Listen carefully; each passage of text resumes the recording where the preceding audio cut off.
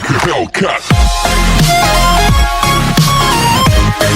दोस्तों, आज मैं आपके लिए ट्रिग्नोमेट्री रेशो का जो पिछले लेक्चर में हमने आपको बताया था कि उसके फॉर्मूले और उसके कैसे डेरिवेटिव कर सकते हैं, उस पर कैसे डिफाइन कर सकते हैं। आज हम उस पर क्वेश्चन लेकर आए हैं कि ट्रिग्नोमेट्री रेशो का क्वेश्चन, जो कुछ बोर्ड का भी क्वेश्चन कराएंगे, कुछ एनसीईआरटी का इंपॉर्टेंट क्वेश्चन कराएंगे और कुछ जो बेसिक क्वेश्चन होते हैं वैसे कराएंगे, जिससे आपकी कंसेप्ट और क्लियर हो सके। जैसे हमारे पास एक क्वेश्चन है, बिल्कुल हम एनसीईआरटी का जो एक्सरसाइज है बिल्कुल फर्स्ट से हम शुरू कर रहे हैं, जिसमें एक एक कंसेप्ट को हम लेके चल रहे। जैसे हमारे पास एक क्वेश्चन है कि 3 tan थीटा जो है वो 4 के इक्वल है। 3 tan थीटा वो 4 के इक्वल है और तुम्हें फाइंड करना है value, find value 4 cos theta minus sine theta upon 2 cos theta plus sign. अब जैसे कि आप यहाँ देख सकते हैं कि हमें ये क्वेश्चन दे रखा है 3 tan थीटा इक्वल टू 4 और हमें इसकी वैल्यू निकालनी है 4 cos theta minus sine theta upon 2 cos theta plus sine theta. अब इसकी वैल्यू निकालने के लिए हमें क्या करना पड़ेगा, हमें किसी तरह cos थीटा और साइन थीटा की वैल्यू निकालनी होगी। अब जैसे कि आप देख सकते हैं कि tan थीटा की वैल्यू हमें ये दे रखा है, तो अब इसे क्या लिख सकते हैं कि tan थीटा जो है वो हम 4/3 लिख सकते हैं। 3 हमारा डिवाइड में आ गया और हम यहाँ पे क्या करेंगे, एक राइट एंगल ट्रायंगल बनाएंगे। राइट एंगल हमने एक ट्रायंगल बना लिया जिसमें हमने मान लिया यहाँ पे थीटा काम कर रहा, ये 90 डिग्री। अब देख सकते हैं हमने इसे ले लिया, इसे ले लिया ए, इसे ले लिया हमने बी और इसे ले लिया हमने सी। हमने ट्रायंगल का नाम दे दिया ए बी सी, जिसमें देख सकते हैं tan थीटा 4/3। tan थीटा की वैल्यू क्या होती थी, हमने आपको बताया था कि tan थीटा होता है P/B। परपेंडिकुलर की वैल्यू 4 है और बेस कितना है 3। अब ट्रायंगल के राइट एंगल वाला रूल लगा के हम इसका सबसे पहले हाइपोटेनस निकालेंगे। हाइपोटेनस निकालने का फॉर्मूला क्या होता है, AC का जो स्क्वायर होता है वो होता है AB के स्क्वायर प्लस BC का स्क्वायर। AC स्क्वायर जो हमारा होता है वो AB square plus BC square के इक्वल होता है। AB की वैल्यू क्या है 3 है, 3 का स्क्वायर करेंगे तो हो जाएगा 9 और BC कितना है 4, 4 का स्क्वायर करेंगे तो हो जाएगा हमारा 60, ये आया हमारा 25। तो AC स्क्वायर की जो वैल्यू आई वो हमारा आया 25। तो AC की वैल्यू क्या आएगा, AC हमारा आता है 5, क्योंकि 25 का अंडर रूट अगर लेंगे तो आता है 5। अब AC की वैल्यू कितनी आ गई हमारे पास, AC की वैल्यू हमारे पास 5 आ गई।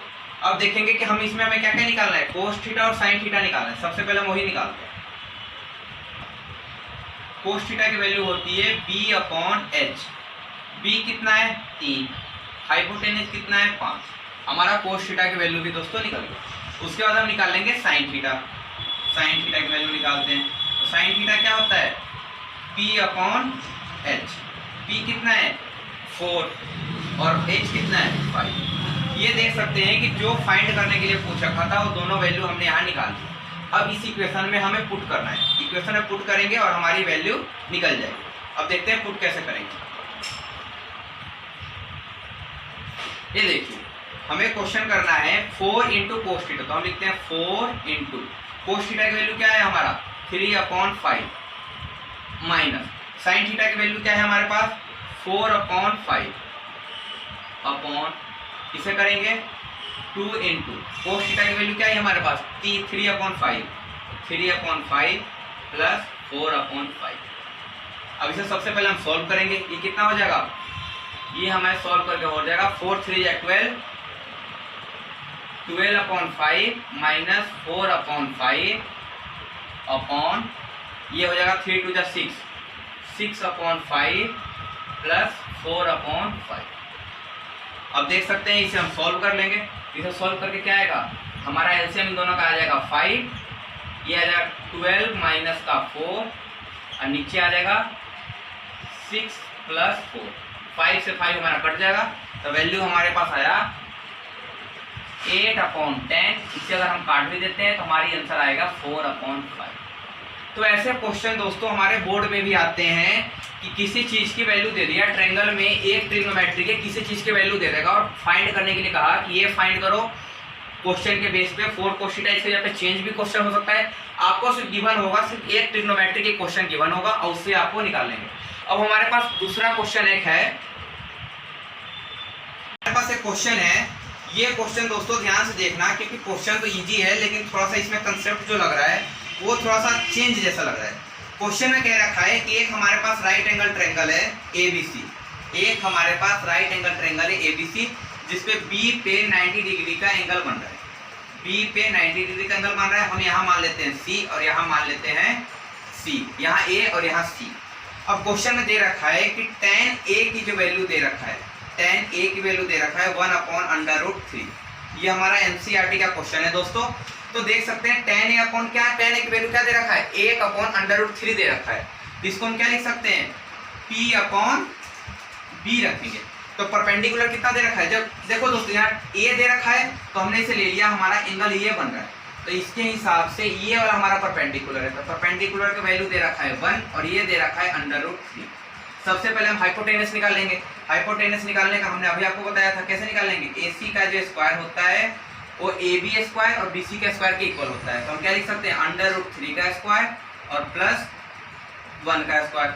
√3 का स्क्वायर 3 होता है, 1 का स्क्वायर 1 होता है, ये हमारा आ जाएगा 4 और 4 होता है 2 के इक्वल। √4 जो होता है और 2 का इक्वल आता है √4। तो हम लिख सकते हैं 2 हमारा ये आ गया। अब इस पे क्वेश्चन क्या कह रखा है, क्या फाइंड करना है वो देखते हैं। इस क्वेश्चन पे फाइंड करने के लिए क्या कह रखा है वो देखते हैं। इस क्वेश्चन पे फाइंड करने के लिए कह रखा है आपको कि फाइंड करना है cos A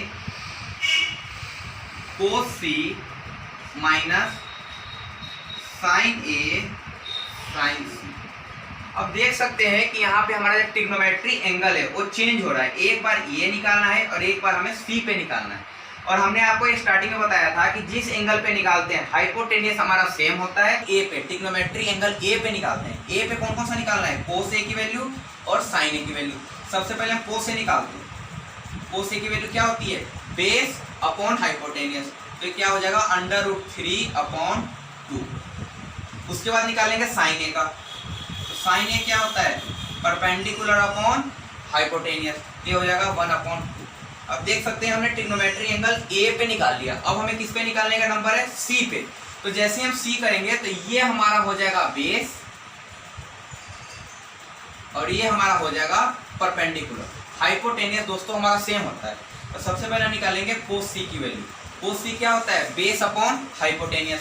तो बेस इस बार क्या हो जाएगा, बेस हो जाएगा 1 और हाइपोटेनियस रहेगा हमारा 2। उसी तरह sin C निकालेंगे।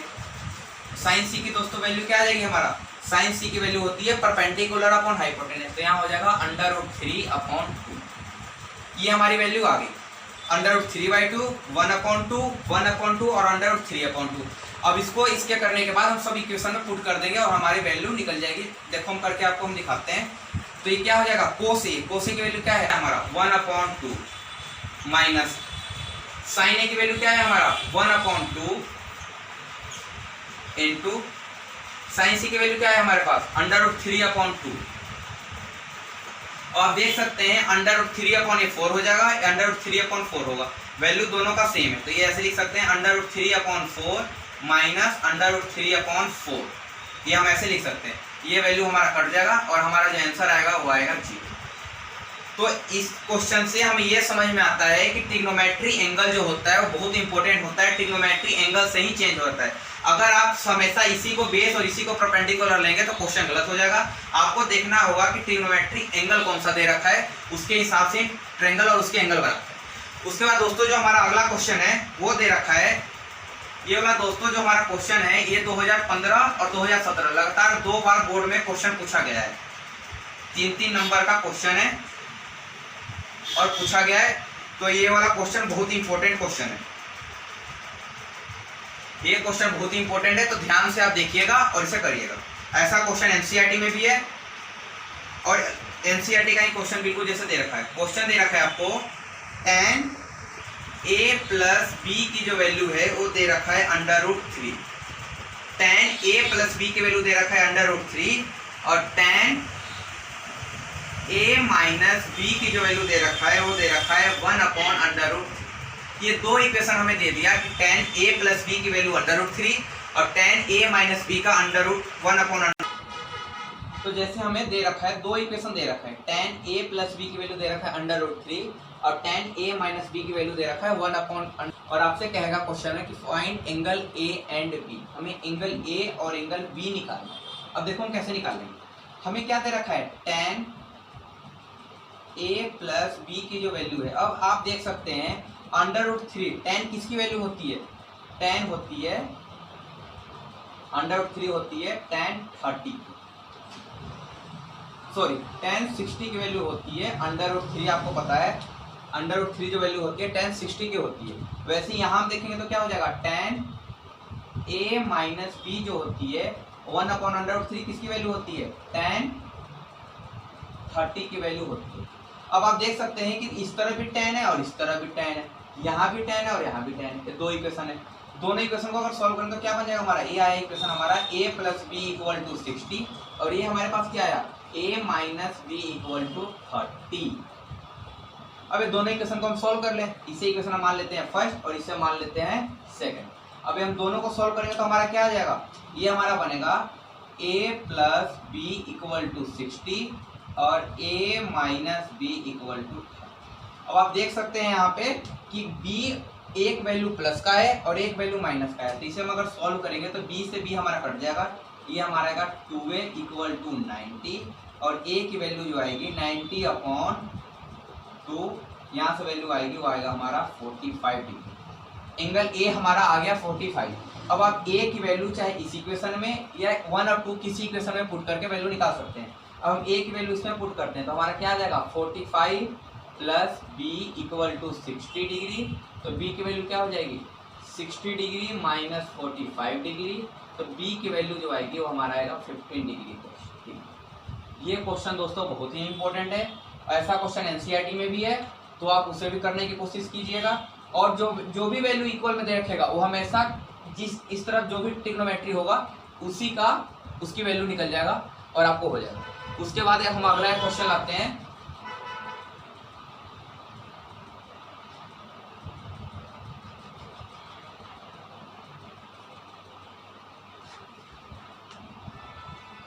उसके बाद हमारा एक क्वेश्चन है, हर क्वेश्चन में दोस्तों ये जरूरी नहीं है कि आपको ट्रायंगल की साइड ही निकालने के लिए पूछा होगा। हमारे पास जो अगला क्वेश्चन है उसमें कहा गया है कि एक ट्रायंगल है PQR, एक ट्रायंगल है PQR। गिवन क्वेश्चन में रहेगा कि in triangle PQR right angle जो बन रहा है वो Q पे बन रहा है, राइट एंगल Q पे बन रहा है। तो राइट एंगल Q पे बनने का मतलब क्या है, यहाँ तो 90 डिग्री है और आपसे पूछेगा कि find angle P and angle R। हमें बताना है कि ये P और यहाँ मान लेते हैं हम R, हमें बताना है कि एंगल P कितना होगा और एंगल R कितना होगा। इसमें आपको दे रखा है कि PR की जो वैल्यू है वो दे रखा है 6 और PQ की वैल्यू दे रखा है वो दे रखा है 3। अब आप देख सकते हैं कि यहाँ पे इतना क्वेश्चन दे रखा है और हमें फाइंड करने के लिए कह रखा है कि एंगल P और एंगल R निकालना है। हम कैसे निकाल लेंगे, हम देख यहाँ सकते हैं कि P क्या है इस ट्रायंगल में। अगर हम एंगल P लेते हैं, अगर एंगल P से देखते हैं तो ये हमारा बेस हो जाएगा और ये हमारा हाइपोटेनियस हो जाएगा। तो बेस और हाइपोटेनियस में जो हमारा रिलेशन होता है दो का होता है, या तो कोस या सेक, दो में ही हमारा रिलेशन बनता है बेस और हाइपोटेनियस का। तो इस पर हम लगा देते हैं सेक P निकाल देते हैं, सॉरी कोस P से निकालते हैं, सेक P से किसी से भी निकाल सकते हैं। हमने निकाला कोस P, तो कोस P की वैल्यू क्या होती है, बेस अपॉन हाइपोटेनियस। अब यहाँ बेस की वैल्यू क्या दे रखा है 3 और हाइपोटेनियस क्या दे रखा है 6, तो हमारा कोस P की वैल्यू क्या हो जाएगी, कोस P जो आएगा वो हमारा आ जाएगा, इसे काट के हमारा क्या आ जाएगा 1/2। और आपको पता है कि कोस में 1/2 जो वैल्यू होती है वो होती है 60 डिग्री की होती है। तो हम क्या लिख सकते हैं, कोस P इक्वल टू कोस 60। तो हमारा P एंगल आया वो कितने का आया, P एंगल हमारा 60 का आया। तो दोस्तों आपको ये वैल्यू अगर 60 का आ गया, ये हमारा पहले से ही 90 था और ट्रिग्नोमेट्रिक ट्रायंगल के तीनों एंगल का सम होता है 180, तो इन तीनों को हम प्लस करके माइनस करेंगे तो हमारा R की वैल्यू आ जाएगी, वो आ जाएगा हमारा 30 डिग्री। तो इससे दोस्तों क्वेश्चन में ऐसे भी आ सकते हैं कि कोई जरूरी नहीं है कि हर बार आपको ट्रायंगल की साइड ही निकालनी होगी, ट्रायंगल के एंगल निकालने पे भी क्वेश्चन आ सकते हैं। इसके बाद हमने बताया था कि ट्रिग्नोमेट्री के जब 90 डिग्री से चेंज होता है उसमें आपको क्वेश्चन कैसे कर सकते हैं। जैसे हमारा एक्सरसाइज है 7.3 में जो एक्सरसाइज है 8 पॉइंट में, उसमें हम देखेंगे कि क्वेश्चन है